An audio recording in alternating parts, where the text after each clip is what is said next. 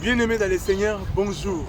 Nous vous saluons dans les noms précieux de Jésus-Christ à travers le monde où vous vous trouvez.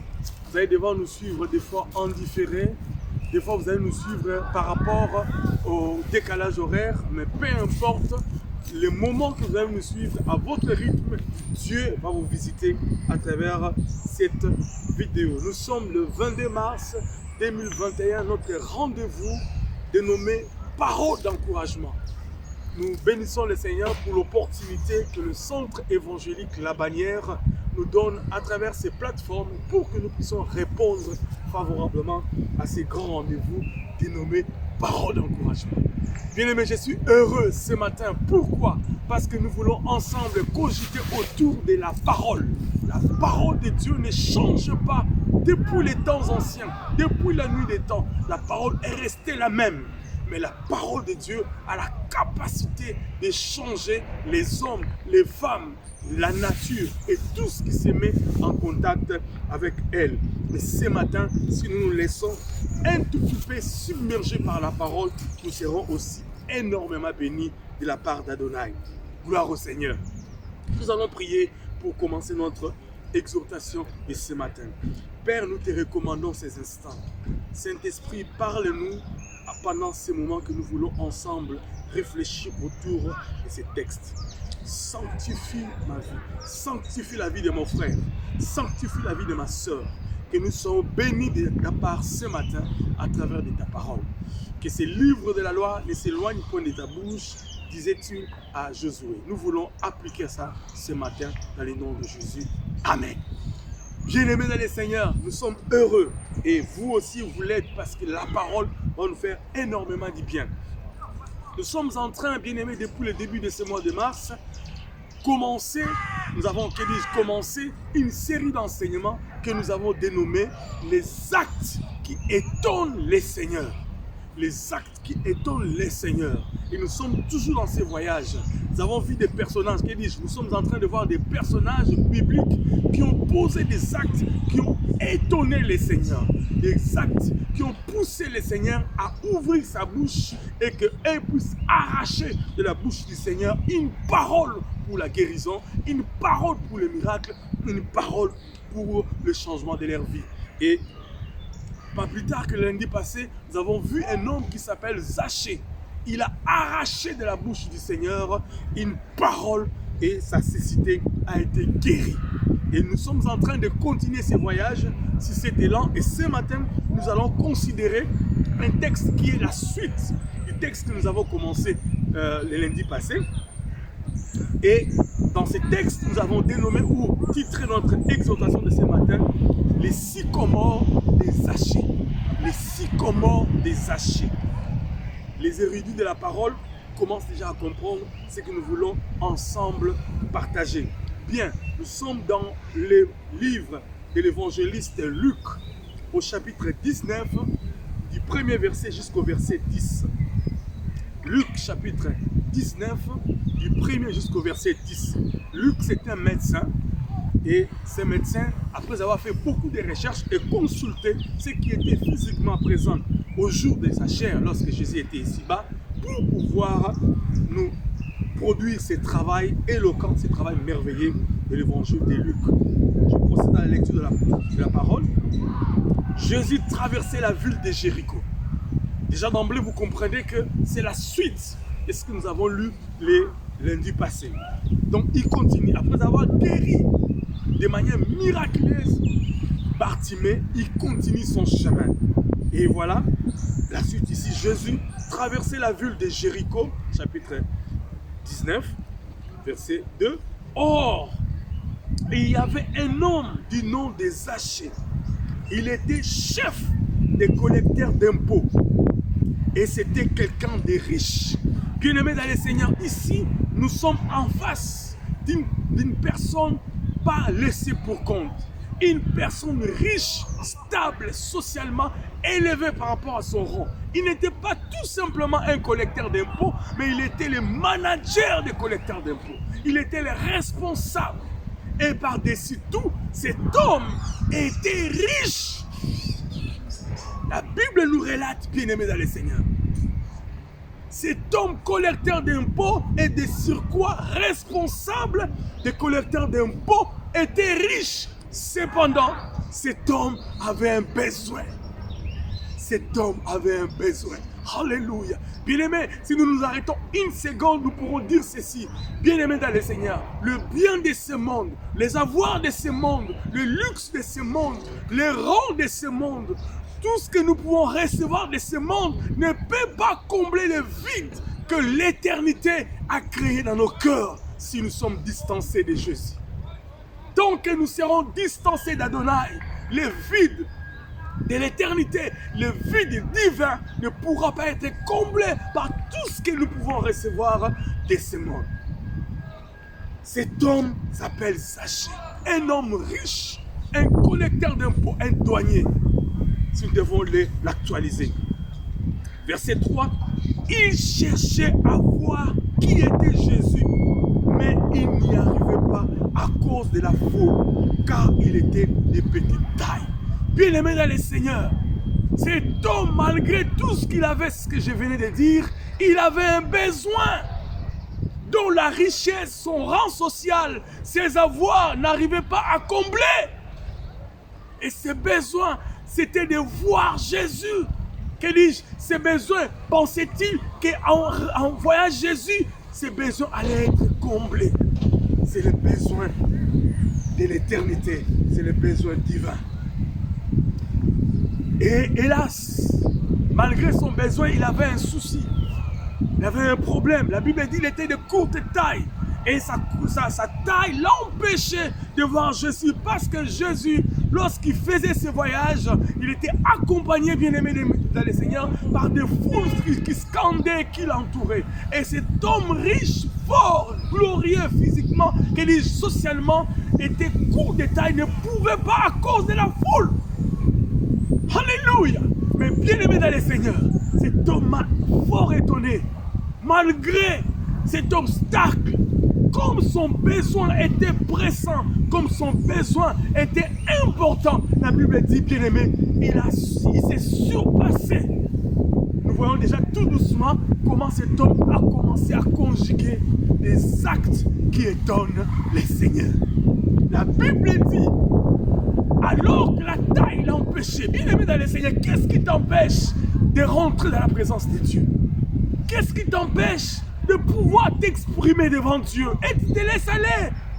C'est la fatigue, c'est le découragement des autres, c'est les soucis de tous les jours.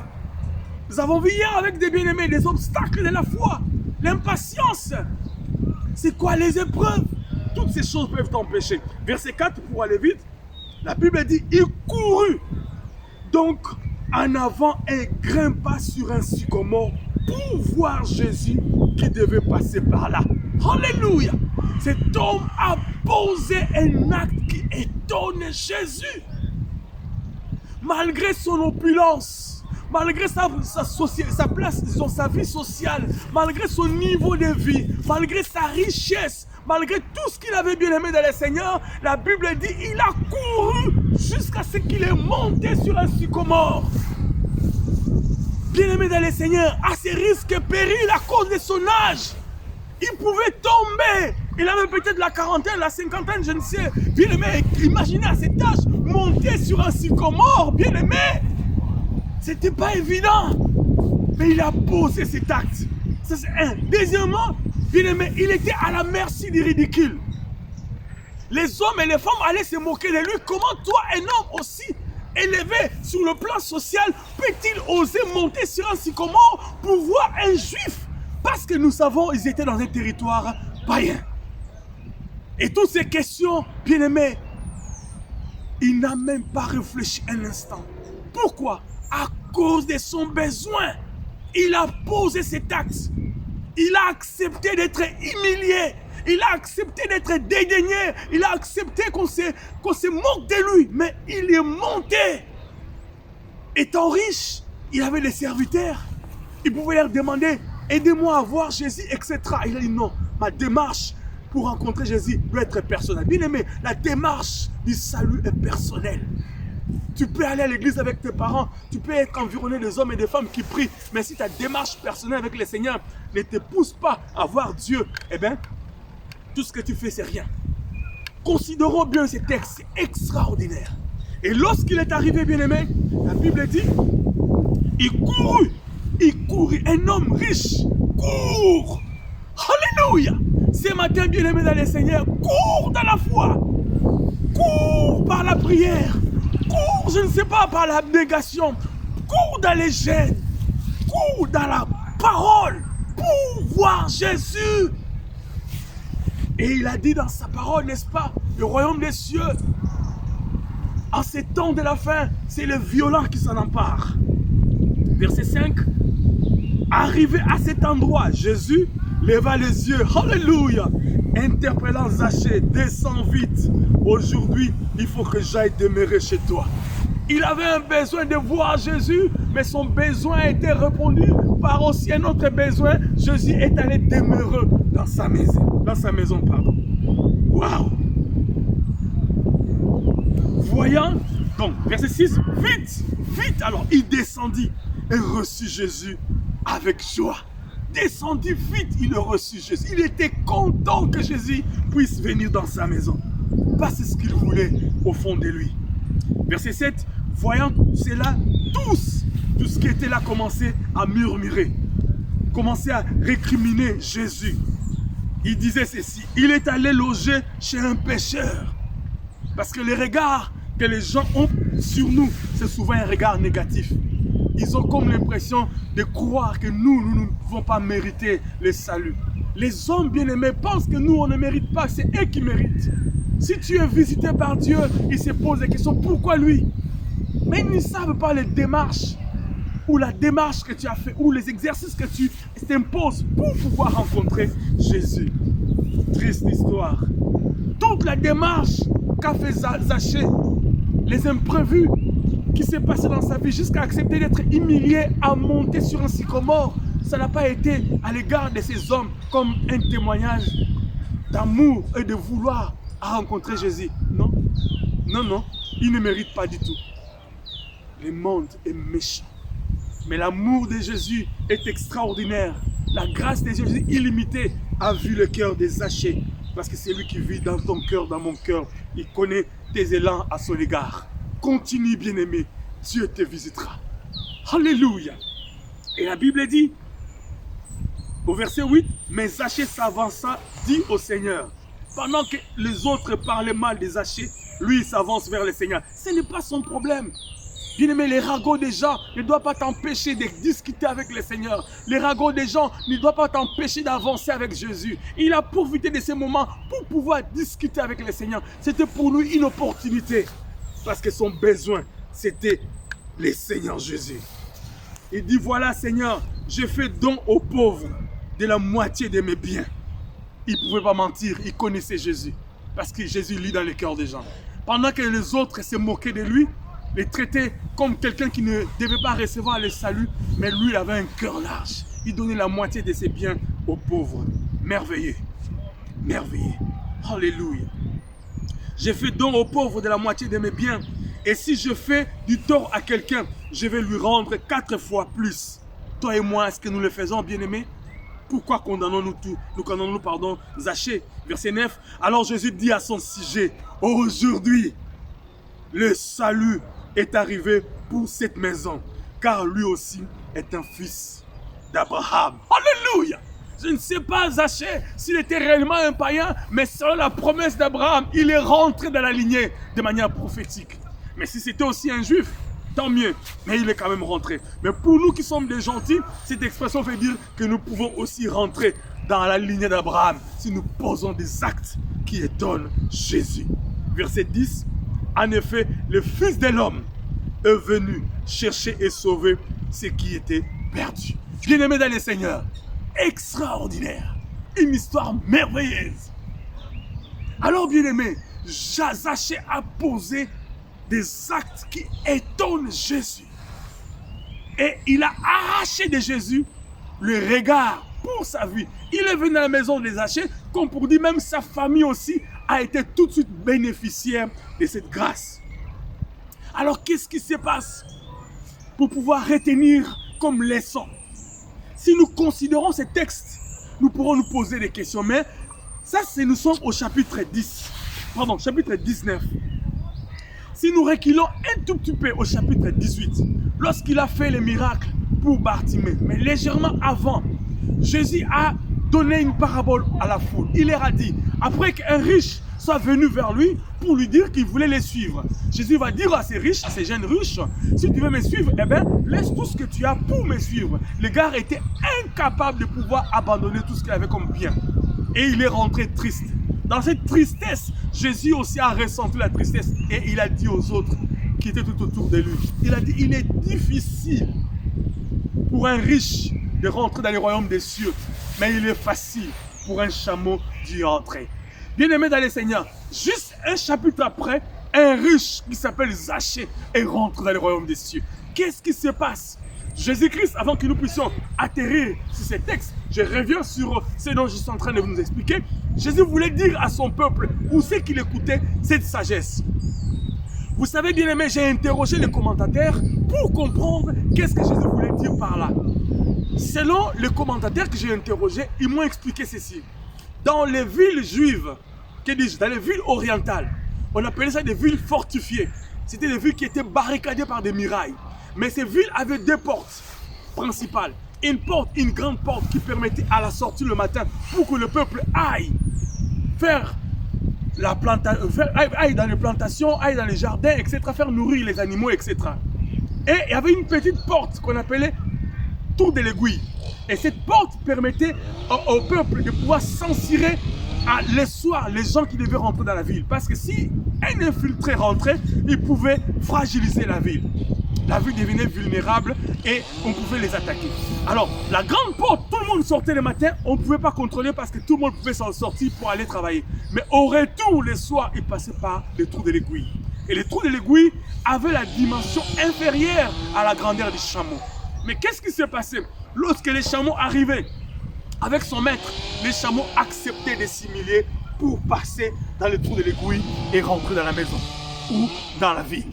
Et c'est ce que Jésus a emprunté cette image en disant, il est difficile pour un riche de rentrer dans le royaume des cieux, mais il est facile pour un chameau de passer par là, par les trous de l'aiguille.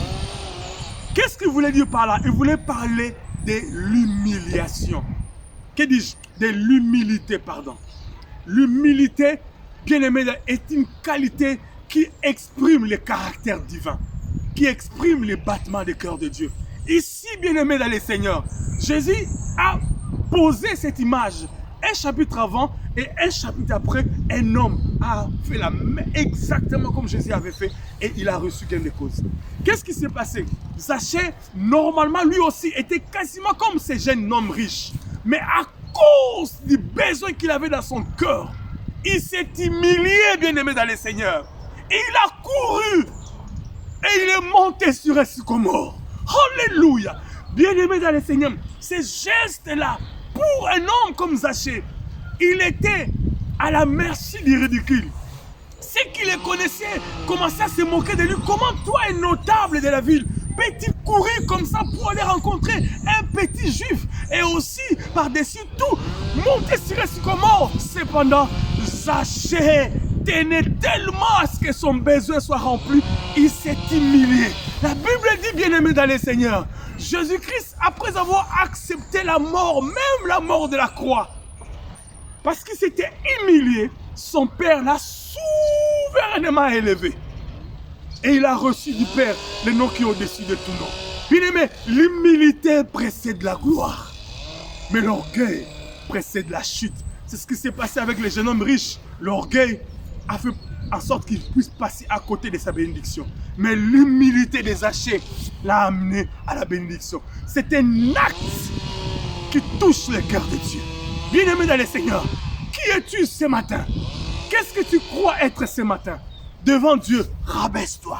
Il a dit dans sa parole, dans 2 Chroniques, bien-aimés, si mon peuple sur qui est invoqué mon nom. Il ne parlait pas d'une nation païenne. Il dit, si mon peuple, c'est toi et moi, c'est l'église, c'est l'épouse. Si mon peuple, sur qui est invoqué mon nom, s'humilie, prie, Il se répand et cherche ma face.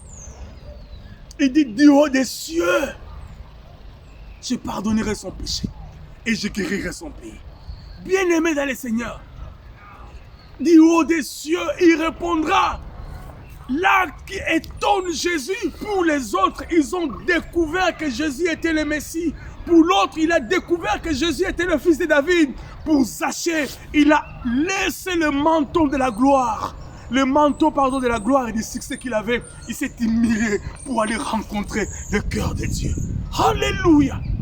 Il a accepté, bien-aimé, de monter sur un sycomore à la merci d'humiliation que tout le monde allait pouvoir l'indexer. Bien-aimé, si nous considérons tout simplement cette attitude est un acte qui a étonné Jésus. Et la Bible dit, Jésus s'est arrêté, il a regardé Zachée. Aujourd'hui, le salut est rentré dans ta vie. Bien-aimé dans le Seigneur, aujourd'hui, c'est 22 mars, Dieu peut rentrer dans ta vie pour changer l'histoire de ta vie, pour réécrire une nouvelle page dans ta famille, dans la vie de tes enfants, dans ta vie sociale, dans ta vie professionnelle, dans ta vie estudiantine, etc. Tu peux passer du célibat au marié, tu peux passer, bien-aimé dans le Seigneur, de malade à la guérison, de la pauvreté au succès. Mais pose un acte qui étonne Jésus comme Zachée l'a fait. Dans le nom de Jésus, Dieu te fera du bien. Amen. Prions le Seigneur. Père, merci pour ces moments extraordinaires de ta parole. Nous avons vu en Zachée les modèles parfaits d'un homme qui s'approche du trône de la grâce, humble, avec humilité. Et tu as rencontré son cœur. Ce matin, pour mon frère, pour moi-même surtout, aide-moi à être humble. Aide-moi à être humble. Aide-moi à être humble, Seigneur, au-devant de toi. Seigneur, je sais que c'est la clé du succès. Parce que l'humilité précède la gloire. Alléluia. Bénis mon frère, bénis ma soeur qui me regarde dans ces moments. Peu importe l'endroit où il se trouve, peu importe le décalage horaire, et que la gloire soit son partage. On sait lundi, 22 mars, mais aussi toute la semaine, pourquoi pas tous les mois, pourquoi pas toute cette année, dans le nom de Jésus. Amen. Que Dieu nous bénisse. À la prochaine. Bye.